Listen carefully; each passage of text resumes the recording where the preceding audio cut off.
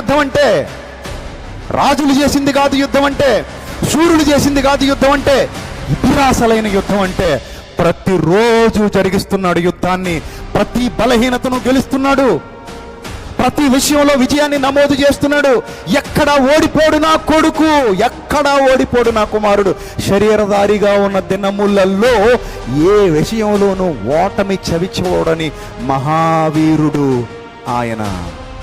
పరలోకపు తండ్రి ఆనందంతో పొంగిపోయాడు. మీ పిల్లలు గోలేస్తుంటే మీరు ఎంత సంతోషపడిపోతారో తెలుసా? మీ పిల్లలు కప్పు తెస్తుంటే మీరు ఎంత ఆనందపడిపోతారో తెలుసా?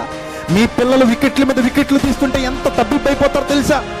మీ పిల్లలు సెంచరీల మీద సెంచరీలు కొడుతుంటే మీరు ఇలాంటి కుర్చీలోనే కూర్చొని ఆనందంతో, పరవశంతో, తన్మయత్వంతో ఊగిపోతారు తెలుసా? కొట్టు కొట్టు కొట్టు కొట్టని మిమ్మల్ని మీరు కొట్టేసుకుంటారు. ఈ ఆనందం మీరే కాదు, మీ విషయంలో పరలోకపు తండ్రి కూడా అనుభవించాలనుకుంటున్నాడు. అందుకే క్రైస్తవ్యమా, నిన్ను నన్ను ఎందుకు ప్రత్యేకపరుచుకున్నాడో తెలుసా? నీ జీవితంలో ఇలాంటి యుద్ధాలు జరుగుతాయి, విజయాలు నమోదు చెయ్యండిరా నాయన అని మనల్ని పిలుస్తున్నాడు. మరి నువ్వేం చేస్తున్నావు? క్రీస్తుని పోలి నడుచుకోండి అంటే ఏమనుకున్నావు? అదే ఆయన నడిచిన గెలుపు బాటలో నువ్వు కూడా నడవాలని నీ తండ్రి కోరుతున్నాడు. ఆయన వెళ్ళిన గెలుపు బాటలో నువ్వు కూడా వెళ్ళాలని నీ తండ్రి కోరుతున్నాడు. అదే గెలుపు బాట, అదే గెలుపు బాటలో మనం కూడా ఇస్తావుడా నీ వైపు చూస్తున్న నీ కన్న తండ్రి